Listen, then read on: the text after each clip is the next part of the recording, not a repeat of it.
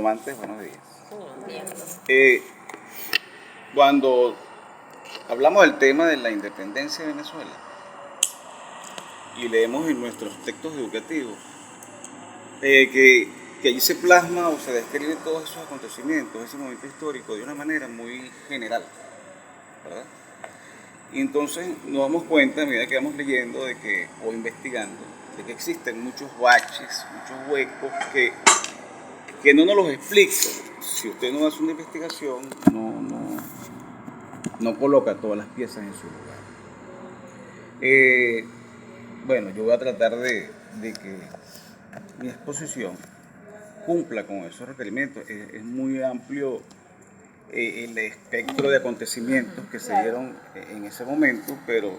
Y cada detalle tiene un detalle. Sí, exactamente, pero vamos a ver qué podemos hacer en ese sentido. Los movimientos pre y pro-independentistas. ¿Por qué pre? Porque sucedieron antes de la independencia. ¿Y por qué pro? Porque hubieron movimientos también que aunque fueron antes de la independencia, pero fueron movimientos que promovieron, impulsaron el movimiento independentista. Exacto, ahí tenemos el caso de Andresote, que fue un caso muy particular en 1730, ¿verdad? Donde él se alzó en contra de la compañía guipuzcoana. ¿Qué hacía Andresote? Andresote, en complicidad con los comerciantes, ¿verdad? De Yaracuy, hacían contrabando de la costa de Yaracuy hacia Curazao. ¿Por qué? Porque estaban evadiendo a la compañía guipuzcoana y a sus impuestos, ¿no? De su restricción comercial. Cuando les descubierto, él se levanta, hace toda una rebelión, luego se va a las montañas y él huye, ¿no? Y luego tuvieron que bajar esos levantados de la montaña a través de los religiosos de la Iglesia Católica que pudieron, de los capuchinos específicamente, que pudieron negociar con ellos. Luego vemos la rebelión de San Felipe, donde todo un pueblo se alzó en contra del nombramiento de Ignacio Baza Zavala, porque todo el pueblo estaba también en torno al tema del contrabando, precisamente por lo mismo, porque la corona española asfixiaba a los agricultores, a los comerciantes, y ellos buscaban la manera de sobrevivir, porque el precio que pagaban por la producción de los rubros que aquí se explotaban agrícolamente eran muy por debajo de lo que podían obtener con el contrabando con otros países, ¿no? Con otras zonas comerciales. En ese sentido, todo el pueblo se alzó, eso fue algo descomunal. Entonces, podemos decir que eso también fue un movimiento pre-independentista, pero ligado específicamente al comercio y a los intereses propios de las personas que fueron los protagonistas de esta rebelión. Buenos días. Espérame un segundo. Tenemos también la rebelión del Tocuyo en 1744, donde todo un pueblo, de igual modo, se estaban pidiendo 200 soldados españoles y 150 flecheros indígenas para custodiar el castillo de Puerto Cabello. Ellos consideraron que ahí no estaban las condiciones ni de seguridad ni de alimentación y que iban a quedar de igual modo a la merced de la compañía guipuzcoana, que eran los que dominaban esa parte comercial de Puerto Cabello. Y todos se rebelaron, hablamos de 2.000 personas. Fue una cantidad impresionante. Eso también está ligado al comercio. ¿En qué año fue eso, profe? Eso fue en 1744. El profesor va a empezar Lo que pasa es que la profesora se había metido a partir de lo del Tocuyo. Ajá. Bueno, habíamos hablado de la rebelión de Andresote en 1730, luego la de San Felipe en 1741 y luego la de 1744, la del Tocuyo. Esa es, profe. Rebelión del Tocuyo. El Tocuyo. Luego viene la rebelión de Juan Francisco León en 1744, ese mismo año. ¿Qué pasa con él? Él fue nombrado comisionado del Estado de Miranda. Él era como una especie de juez encargado de dirimir situaciones locales, civiles y ese tipo de cosas. Era un comisario, pero por supuesto en su calidad de comisario él avalaba todo el contrabando que se hacía en el Estado de Miranda. Por supuesto, cuando lo deponen, porque la corona se da cuenta de lo que estaba pasando, él se alza con 800 comerciantes de esa zona y van hacia el gobernador para exigirle que saquen a la compañía guipuzcoana de allí. Como no le hicieron caso a sus requerimientos, fue de vuelta y buscó a 8.000 personas. O sea, imagínate 8.000 personas protestando, es una protesta muy fuerte. Bueno, a él lo capturan y su propiedad se dice que fue arrasada, demolida, y en sus tierras se sembró sal, para que más nunca creciese una planta en sus tierras. Eso fue la de Juan Francisco León en 1744. Viene otra, la de los comuneros, luego viene el movimiento de José Leonardo Chirinos en 1795. Muy interesante me parece esta rebelión porque él es producto de la unión de una India libre y de un esclavo. Y él tuvo la oportunidad de viajar mucho con un comerciante llamado José Tellerías, que también fue gobernador. Y él tuvo la posibilidad de visitar 2 veces Haití. Y él pudo ver de primera mano la rebelión de los esclavos en Haití, in situ, allí, en el lugar de los hechos. Él se viene con esa idea y él comienza a reunirse en una hacienda llamada Las Macanillas, ¿verdad? Con los esclavos de la época, y bueno, eso promueve entonces todo un movimiento de rebelión que más o menos unos 350 alzados, y ellos inclusive se basaban en las leyes que llamaban ellos las leyes de los franceses, que fue el proceso político que se dio en Haití. Ellos promovían la libertad de expresión, la libertad de los esclavos, disculpen, y la entrega de un gobierno a un cacique. Luego viene la conspiración de Vuelo a España, que eso sí para mí es una rebelión pro-independentista, puesto que ellos tenían incluso una constitución ya elaborada, una bandera, tenían sus proclamas, tenían un himno. Y por supuesto todo esto sí estaba basado en base a la libertad, la abolición de la esclavitud. Y eso fue todo un movimiento que repercutió más adelante en otra rebelión, que fue la de Javier Pirela en 1799. Un contexto histórico muy importante es el hecho de que Napoleón invade España. ¿Por qué Napoleón invade España? Si nos ubicamos en ese momento histórico, Napoleón ya había dominado Rusia, Austria y Prusia, y él quería establecer un bloqueo continental sobre Inglaterra, porque Inglaterra era la potencia emergente por la revolución industrial, era el mayor productor de bienes de manufactura en Europa, y esto a Napoleón por supuesto no le convenía. Y ya Napoleón había combinado que Italia, Dinamarca, Holanda y España cesaran sus relaciones comerciales con Inglaterra. Entonces Napoleón pretendía invadir a Portugal, que se oponía al bloqueo francés contra los ingleses, y para ello necesitaba pasar por España. Obviamente Napoleón estratégicamente le ofrece al rey Carlos IV, ¿verdad?, nombrarlo emperador de las Américas, y a su primer ministro Manuel Godoy darle un reinado en la región sur de Portugal una vez que la dominase. Aquí quiero pararme porque Carlos IV, a nivel histórico, en la historia europea, él fue una comedilla. Primero porque su esposa, la reina regente, María Luisa de Parma, le montaba los cuernos con el primer ministro Manuel Godoy. Ajá, y la cosa era tan seria que eso lo sabían todos en Europa. Entonces él era el hazmerreír, el monarca del cual todos se mofaban en Europa. Y eso fue tanto así, de que cuando ella está en su lecho de muerte, le comunica al fray Juan Almarraz, le confiesa que los 9 hijos de Carlos, ninguno es de él.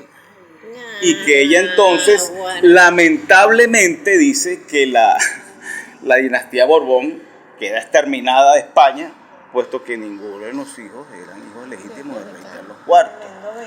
Sí, señora. Cuando esto se supo, entonces que lo supo Fernando VII, el hijo de Carlos IV, él hace preso al fray Juan Almarraz en un castillo hasta su muerte, porque no le convenía a Fernando VII que su linaje se pusiese en entredicho, ¿no? Entonces, fíjate, esos son cositas, unos detallitos muy importantes de la historia que a veces tendemos a desconocer porque los libros no lo hacen, no lo dicen. Entonces, fíjate, ¿qué hacía nuestro libertador en ese momento histórico? Bueno, nuestro libertador, sabemos que entonces que en 1805 hizo su juramento en Monte Sacro, previo a eso había recorrido Italia, Francia. Entonces el libertador decide regresar a Venezuela en 1807, ¿verdad? Cuando él regresa, él se encarga del fomento de sus tierras, de sus bienes, y de sus bienes, ¿verdad?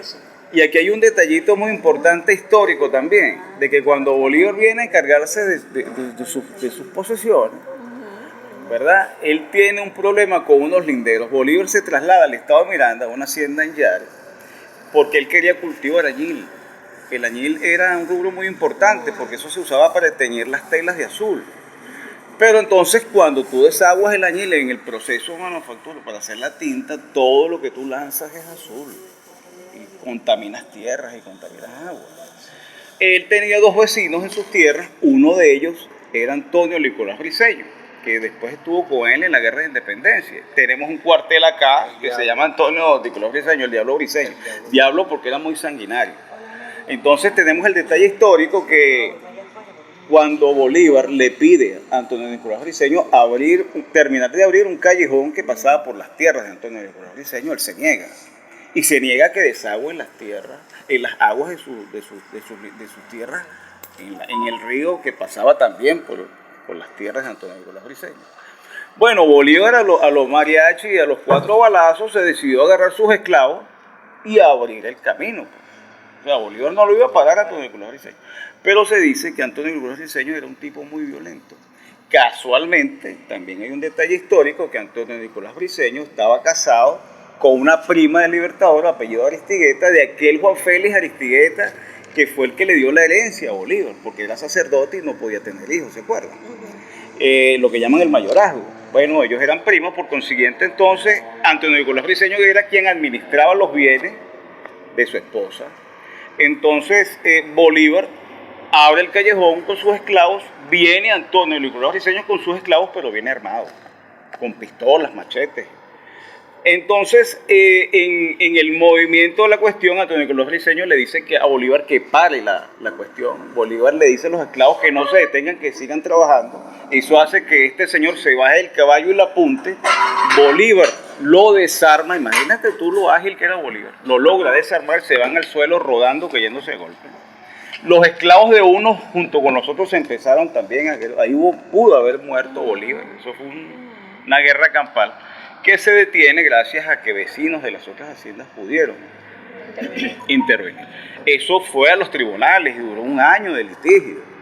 Hasta que, bueno, las familias, de hecho ya sabemos entonces que Bolívar y la esposa Antonio Nicolás Briceño eran primos, entonces la familia y los vecinos intercedieron y la cosa se calmó.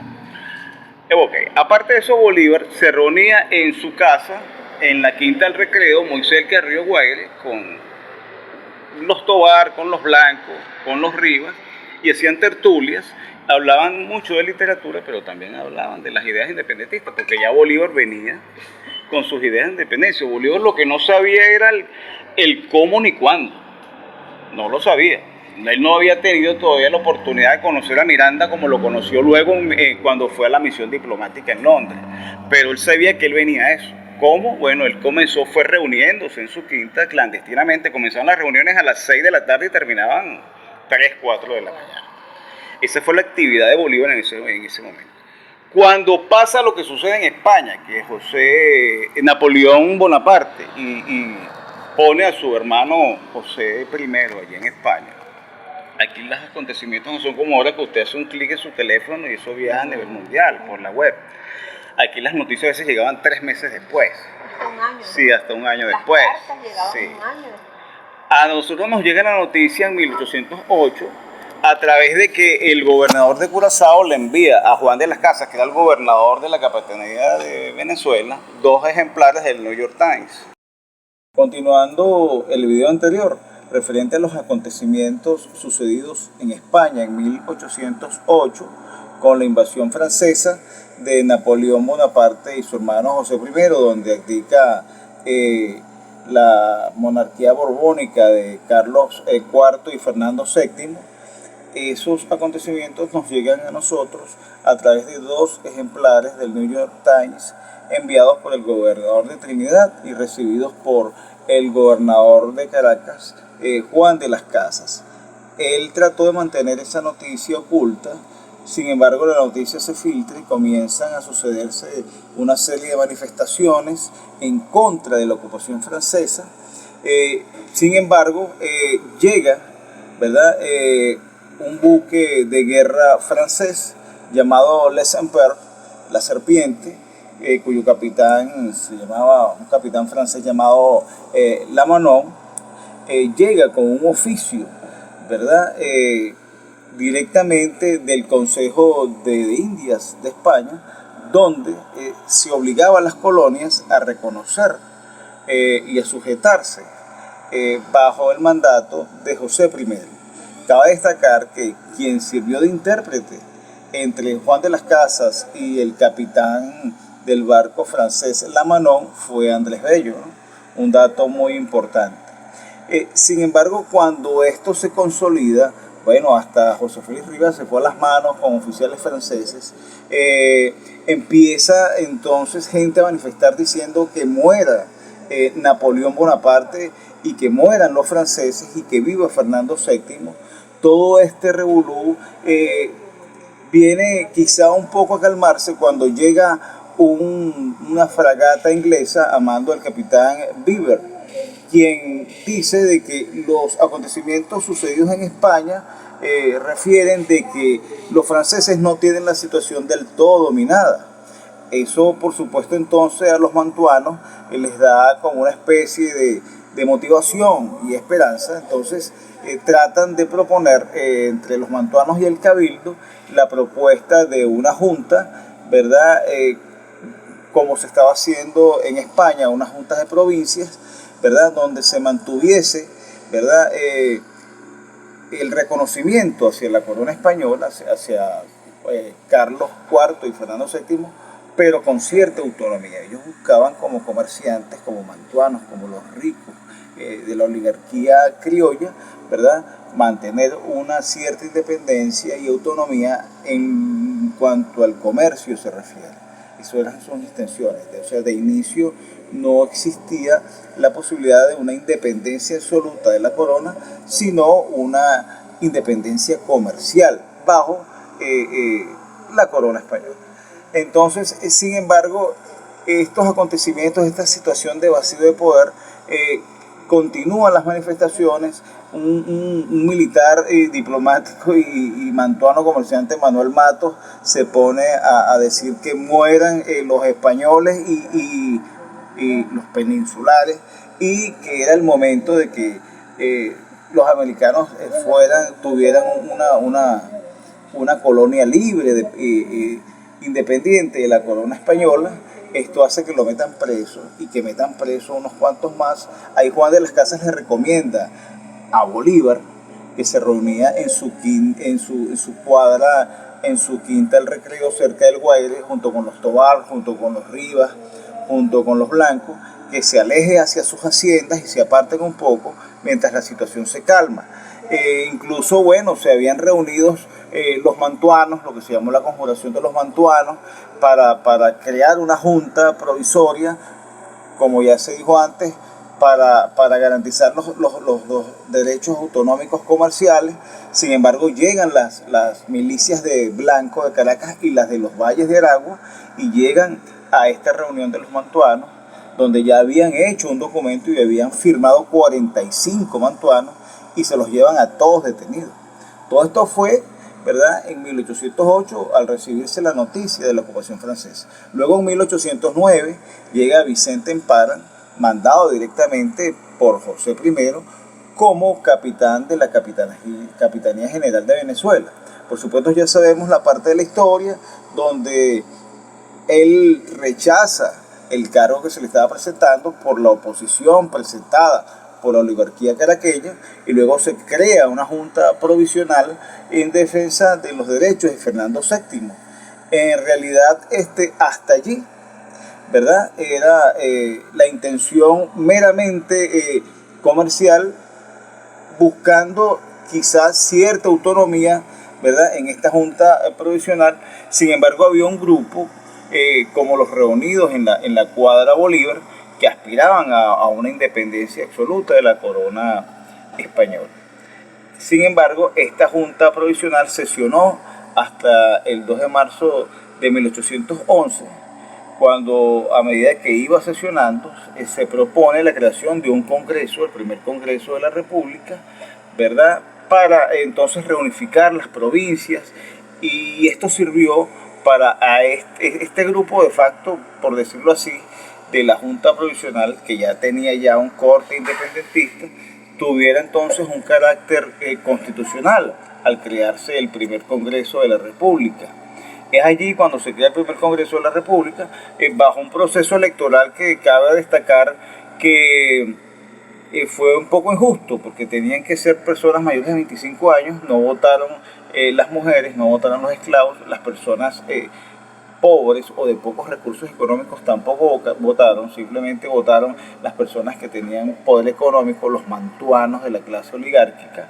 O sea que ese congreso fue instaurado por la misma oligarquía criolla. Eso fue como quitar un grupo y poner a otro, ¿no?